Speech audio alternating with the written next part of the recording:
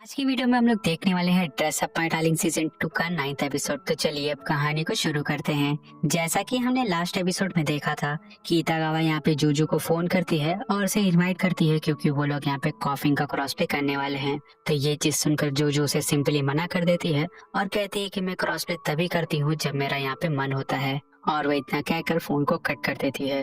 तो यही वाली बात जब इतागावा सभी लोगों को बताती है तो सभी लोग यहाँ पे काफी दुखी होते हैं। लेकिन वही जूजू की तरफ उसकी छोटी बहन उसके पास आती है और उसे पूछती है कि आप फोन पे किससे बात कर रही थी। तो जूजू अपनी छोटी बहन को बताती है कि वो कीतागावा के साथ बात कर रही थी, जो कि वो उसे इनवाइट करना चाहती थी क्योंकि वो लोग कॉफिंग का क्रॉस पे कर रहे हैं, लेकिन मैंने उसे यहाँ पे मना कर दिया है। तो ये चीज सुनकर उसकी छोटी बहन काफी ज्यादा डिसअपॉइंट होने लगती है क्योंकि वो यहाँ पे पर्सनली चाहती थी कि उसकी बड़ी बहन यहाँ पे कॉफिंग का क्रॉस प्ले करे, लेकिन जब उसकी बड़ी बहन ने यहाँ पे मना कर दिया है तो वो इसके लिए यहाँ पे कुछ भी नहीं कर सकती। तो अपनी छोटी बहन को यहाँ पे नाराज होता हुआ देखकर उसे यहाँ पे काफी बुरा लगता है और वो अपने दिल पे पत्थर रखकर कीतागावा को वापस से फोन करती है और उससे कहती है कि मैं तुम्हारे पास आ रही हूँ। और फिर वो दोनों उन सभी लोगों के पास पहुँचते हैं जहाँ पर सभी लोग जूजू को देखकर काफी खुश होते हैं। और मैं आप लोगों को एक और बात बता दूं, जूजू यहाँ पे काफी ज्यादा पॉपुलर है क्योंकि वो बहुत टाइम पहले से क्रॉस प्ले करते हुए आ रही है और जूजू के यहाँ पे काफी ज्यादा फॉलोवर भी हैं। तो जूजू को अपने साथ देखकर ये सभी लोग काफी खुश होते हैं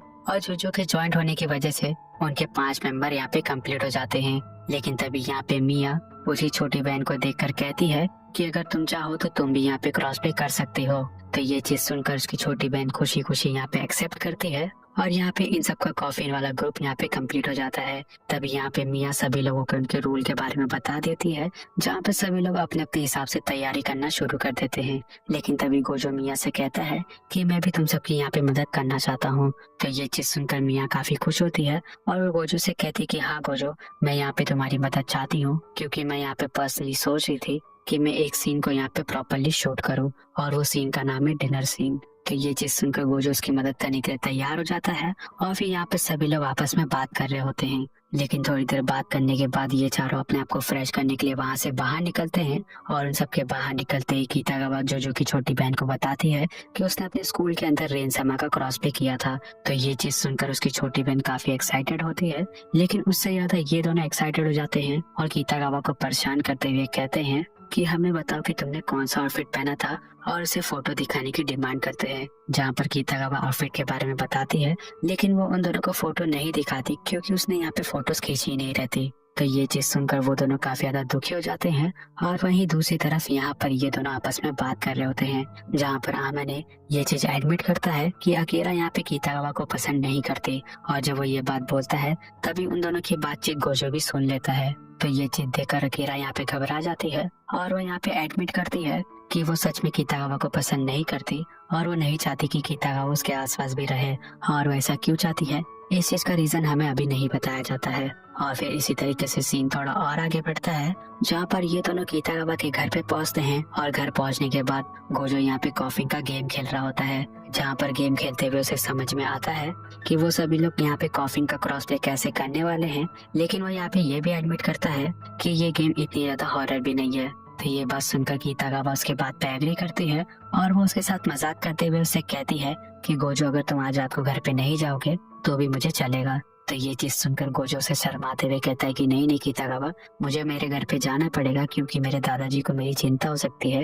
लेकिन हाँ, मैं यहाँ पे एक काम जरूर कर सकता हूँ, मैं यहाँ पे तुम्हारे साथ थोड़ी देर तक रुक सकता हूँ क्योंकि यहाँ पे वीकेंड पे मेरे दादाजी मेरे घर पे नहीं रहते हैं, वो हमारे कजिन के घर पे चले जाते हैं और उसके बाद वो सीधा वर्कशॉप चले जाते हैं, जहाँ से काम करने के बाद वो फिर घर पे आते हैं। तो इसी की वजह से मैं यहाँ पे देर तक रुक सकता हूँ। तो ये बात सुनकर कीतागावा सारी बात समझ जाती है और उससे कहती है कि अच्छा गोजो, तुम यहाँ पे 2 मिनट के लिए रुक जाओ क्योंकि मैंने यहाँ पे कॉफी का आउटफिट मंगा लिया है और मैं अभी यहाँ पे तुम्हें पहन के दिखाती हूँ। और वो इतना कहकर चेंज करने के लिए चली जाती है और फिर जब वो चेंज करके आती है तो गोजो यहाँ पे उससे कहता है कि ये आउटफिट तुम पे काफी अच्छा लग रहा है और अगर तुम यहाँ पे ये चेंजेस करोगे तो ये आउटफिट तुम पे और भी अच्छा लगेगा। तो ये चीज सुनकर कीतागावा उसकी बात पे अमल करती है और फिर गोजो से कहता है कि चलो ठीक है कीतागावा, मैं अपने घर के लिए निकलता हूँ। और वो इतना कहकर जैसे ही ट्रेन को चेक करता है तब उसे यहाँ पे पता लगता है कि वो जिस ट्रेन से घर पे जाने वाला है वो यहाँ पे कैंसिल हो चुकी है क्योंकि यहाँ पे एक छोटा सा फॉल्ट आ गया है।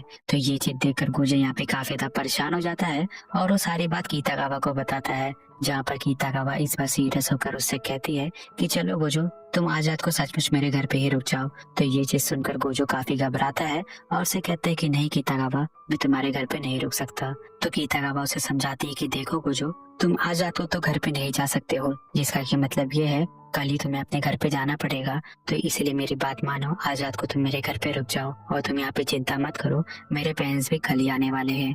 और अगर यहाँ पे तुम्हें कोई जरूरी सामान चाहिए होगा तो चलो अभी हम लोग यहाँ पे खरीदी करके आते हैं। और वो इतना कहकर यहाँ पे फटाफट तैयार होने लगती है। तो ये चीज देखकर गोजो काफी ज्यादा नर्वस हो रहा रहता है, लेकिन वो अपने आप को किसी तरीके से शांत करता है और फिर कीतागावा के साथ शॉपिंग करने के लिए चला जाता है, जहाँ पर वो दोनों एक दुकान पे पहुंचते हैं और सारे जरूरी सामान को खरीदते हैं, जैसे कि खाने पीने वाली चीजें। और फिर गोजो यहाँ पे अलग चीजों को खरीदने लगता है। तभी यहाँ पे गोजो की नजर एक एनर्जी ड्रिंक पे पड़ती है और गोजो के यहाँ पे याद आता है कि अगर वो इस चीज को पी लेगा तो उसे रात भर नींद नहीं आएगी। तो ये चीज पता लगते ही गोजो को यहाँ पे एक आइडिया आता है और वो सोचता है कि अगर वो रात भर सचमुच अगर नहीं सोएगा तो यहाँ पे कोई भी खतरा होगा ही नहीं और अगली सुबह होते ही मैं अपने घर के लिए निकल जाऊंगा। तो गोजो ये चीज सोचकर काफी ज्यादा खुश हो रहा रहता है और उसे अपना प्लान काफी ज्यादा पसंद आता है। लेकिन तभी कीतागावा उसे ढूंढते हुए उसके पास आती है और उसकी नजर पड़ती है कॉन्डम के पैकेट पर। और उन दोनों को एकदम अगल बगल में देखकर कीतागावा यहाँ पे सारी चीजों को गलत अज्यूम करने लगती है और वो यहाँ पे घबराने लग जाती है और उसे पूछती है कि गोजो,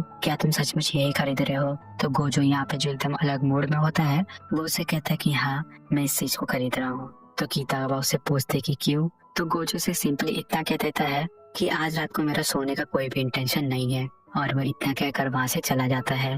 तो ये चीज देखकर कीतागावा पूरी तरीके से शर्मा जाती है और वो यहाँ पे सोच रही होती है कि आज रात को वो दोनों यहाँ पे पक्का करने ही वाले हैं। और ये चीज सोचते सोचते कीतागावा काफी ज्यादा शर्मा रही होती है और फिर यहाँ पे ये वाला एपिसोड फाइनली खत्म हो जाता है।